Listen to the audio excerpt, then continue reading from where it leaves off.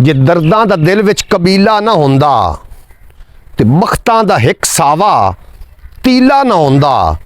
साडी तो ना सिर सुहा भी ना लभदी जे आले नबी दा वसीला ना होंदा। अस्सलाम वालेकुम सजनों बेलियो मित्रों, की हाल चाल है। मैं थोड़ा दोस्त मोहम्मद अली खिजर, तुसी वेखदे पे अपना चैनल पंजाबी वसेब। इस टाइम असी अपने पिंड दे कब्रस्तान दे अंदर मौजूद हैं। मेरे नाल ने भाई मोहम्मद खान, मेरे आमन तो पहले जनाब इत्थे आ चुके हैं, उन्हां नाल भी गलबात करते हैं। अस्सलाम वालेकुम मोहम्मद खान। वालेकुम सलाम जी। तुसी अज कब्रस्तान आए वदे है। मैं अगले दिन आया कब्रस्तान, एक वीलॉग लाया अगले दिन कब्रस्तान दा भी कब्रां कोई खस्ता हाल होइयां पईयां हन।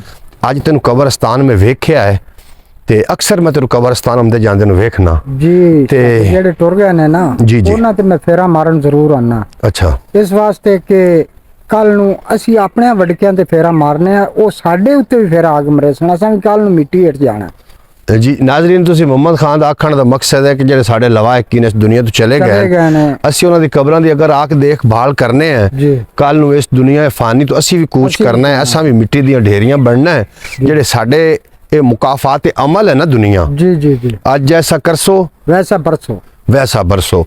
अगर जे तुसी अपने जेडे लवाहिकीन दुनिया तो चले गए उन्हां दी कब्रां ते फेरे आके मार दे हो, कल नू थोड़ी औलाद भी इस तरीके नाल। मोहम्मद खान कब्रस्तान आज मैं अगले दिन आया ना जी जी, ते काफी मतलब इहदे झाड़ियां ते बुचड़ियां ते आज कब्रस्तान बड़ा साफ सुथरा मैनूं नजर आ रहा है माशाअल्लाह। ए जनाब जी मार मुमताज हुसैन फतेहाना जी जी, इन्हां च जगह बाजार गलियां ओ बहुत साफ करदा है। अल्लाह पाक उन्हें मदीने दी ज़ियारत करावे।